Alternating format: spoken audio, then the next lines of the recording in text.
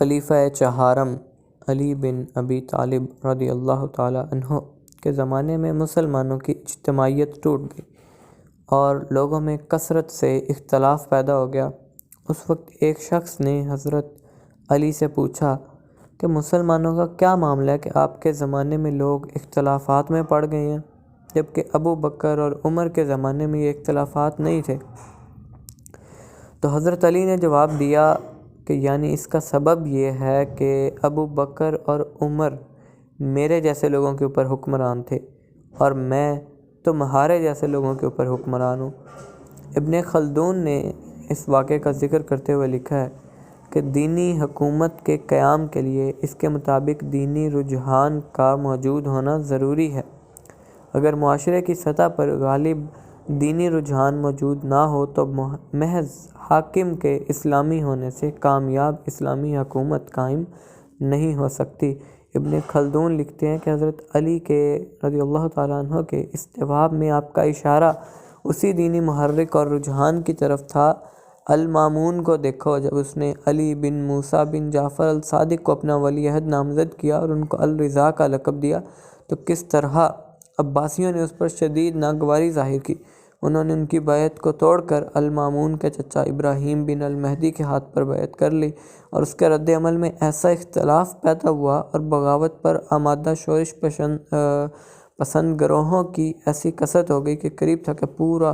حکومتی نظام تباہ ہو جائے، یہاں تک کہ المامون پیش قدمی کر کے خراسان سے بغداد پہنچا اور علی الرضا کی ولی عہدی کو منسوخ کر کے اپنے خاندانی شخص کو ولی عہد نامزد کیا۔ تو ابن خلدون نے اس کی مزید وضاحت کرتے ہوئے لکھا ہے کہ خلفائے راشدین ایسے زمانے میں تھے جبکہ ملوکیت کا مزاج ابھی پیدا ہی نہیں ہوا تھا اور معاشرے پر دینی محرک اور رجحان کا غلبہ تھا، چنانچہ لوگوں نے اپنے اندر محرک کے تحت صرف ایسے ہی فرد کو خلافت کی ذمہ داری سونپی جو دینی اعتبار سے قابل قبول تھا اور اس کو دوسرے کے اوپر ترجیح دی۔ اس کے علاوہ دوسرے افراد جن کی نگاہیں خلافت کی طرف اٹھ رہی تھیں انہیں ان کے اپنے رجحان اور محرک کے حوالے کر دیا۔ تاہم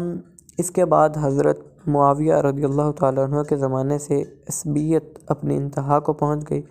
اقتدار پر اسی مزاج کا تسلط ہو گیا،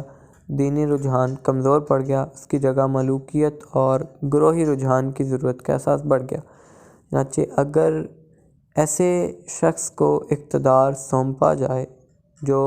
گروہی عصبیت کے اعتبار سے ناقابل قبول ہو تو اس کو رد کر دیا جاتا ہے۔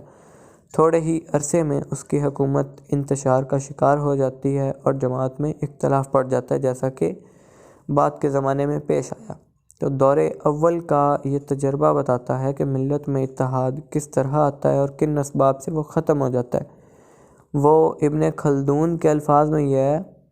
کہ واضح دینی کا ہونا یا نہ ہونا، گویا اتحاد کبھی اتحاد کی اپیلیں کرنے سے نہیں آتا بلکہ اس وقت آتا ہے جبکہ پورے معاشرے میں اس کے موافق غالب دینی رجحان موجود ہو۔ اتحاد ملت کا کام دراصل اصلاح ملت سے شروع ہوتا ہے، اس لیے ضرورت ہے کہ معاشرے میں دینی فضا پیدا کی جائے، لوگوں کو اس اعتبار سے باشعور بنایا جائے کہ تمہیں آخرت میں اپنے قول و عمل کا حساب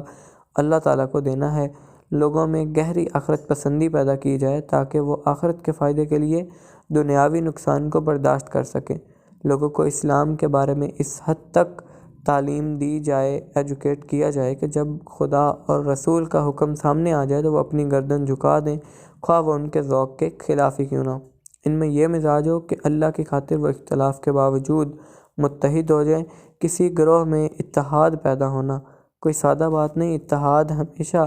زیر اتحاد افراد کی قربانیوں سے قائم ہوتا ہے۔ رائے کی قربانی، مفادات کی قربانی، اپنے کو پیچھے کر لینے کی قربانی، اپنے اختلاف کو ختم کرنے کی قربانی، الفاظ رکھتے ہوئے چپ ہو جانے کی قربانی، اسی لیے پہلے ذہن بنایا جاتا ہے، اس کے بعد اتحاد قائم ہوتا ہے۔